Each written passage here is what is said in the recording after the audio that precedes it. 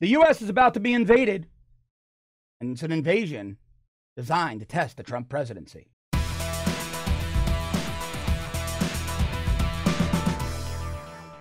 "1,000 people from Central America, mostly from Honduras, some from Guatemala, are coming to the United States, demanding something called Easter asylum." Never heard of Easter asylum, didn't know Easter asylum existed, didn't know it was a thing. Now, the worst part about this is it's being enabled by the Mexican government. Being enabled by the Mexican government. I'm sure you've seen the photos. They're, of course, using photos of little kids, of these families traveling with little kids. I mean, hey, who doesn't like little kids? Democrats love it, saying it's about the children. Liberals love that. But what about the children? What about the parents who allow their kids, who irresponsibly and abusively allow their kids to walk through the cartel-ridden hellhole that is Mexico, who illegally come to the U.S.? Now, there are reports that they've crashed through borders. They've scared off Border Patrol agents in Mexico, but they're in Mexico. So the way I see it is they're Mexico's problem. Not our problem, Mexico's problem. Now, look, we all have compassion for little kids, right? I do. You do. Everybody does. But I have compassion for the little American kids and the kids here illegally. They're our priority. Kids who were born here and the kids who came legally, whose parents paid the money and waited online. They are our first priority. We should be able to do things for kids out of the country, of course. Donate money, send clothes, send food. Look, I've got a friend who goes down with his church. They build homes. He's done very, very well in business, very successful, wealthy guy. And he and his family go to Guatemala. They essentially adopt these families. They build homes for them. God bless him. It's a wonderful thing.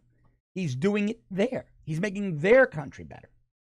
But what he's not doing is advocating they get to invade the United States. Now, look, this is a big screw you to America from Mexico. All this is about. That's all this is about. Mexico simply wants the United States crippled to its knees. It wants the United States completely blue because they know the Democrats will keep the borders open for them indefinitely. And they can be our doormat, our playground. They hate Trump because Trump's a strong president. They hate Trump because Trump doesn't kowtow to them. But we need to start getting as tough on our own as we do around the world. We need to start putting Democrats in their place, and we need to get very tough on Mexico. And if it means canceling NAFTA, let's cancel NAFTA. Because the one thing we can't do is allow 1,000 more refugees into this country because our immigration laws suck. They're going to come here. They're going to, oh, I need asylum, I need asylum, I need asylum. Now, you could bet your bottom dollar, and I'm going to go into this deeper later today on my longer show, but you could bet your bottom dollar that among these refugees are criminals. There are criminals because you can't vet. And again, I'll get into that later in the day on my other show. I have more time there. Can't vet these people. I guarantee you, through experience, through empirical data, that criminals have joined this refugee caravan. And they're going to try to come into our nation. More MS-13, more gangbangers, more drug dealers, more killers, more rapists, more drunk drivers, more pedophiles, more armed robbers. You name it, they're coming. And Mexico's letting them in. Make no mistake, this is a modern-day Mariel boat lift. When the Marielitos came to Miami, Key West, back in the late 70s, early 80s, when Fidel Castro opened his prisons, and what happened? Well, the good old cocaine cowboy days in South Florida. Machine gun shootouts at the Dayland Mall. Little kids being killed in cars and their bodies dumped in front of the mosque in Miami. Oh, those were the good old days down here in South Florida. All because of an influx of refugees we couldn't vet. And all because moronic Democrats like Jimmy Carter allowed it. All it was about. Democrats hate this nation. They hate this nation more than they revere our Constitution. They hate conservatives more than they care about the rule of law. Far, far more. Now, Donald Trump has to get tough here. He's talking tough, but he has to get tough here. Let me read you a couple of the president's tweets. President Trump said, Mexico, and he's right, has the absolute power not to let these large caravans of people into their country. They must stop them at their northern border, which they can do because their border laws work. Not allow them to pass through into our country, which has no effective border laws. And he's right. They're going to come here. They're going to say they want asylum. They're going to get it. Then they're going to get caught and released, right? That dumb catch and release program. Then they're going to take advantage of DACA. Then it's the Democrats demanding a path to legalization. Then they get counted in the census. Gerrymandering happens, more blue districts, path to citizenship because you've got Democrats now controlling Congress. Country stays blue irreversibly. It's an invasion to turn us into a socialist nation. Not conspiratorial. That's not Hardillo being overly conservative or needing a tinfoil hat. No, it's math. It's math and voter profiles. Make no mistake. Nothing about that is conspiratorial. These immigrants who got here illegally and who are then legalized vote Democrat overwhelmingly. The more you let in, the more you guarantee the country turns blue. They settle into certain areas, right? Those areas grow. And when those areas grow, these big blue areas grow, census shifts the congressional districts.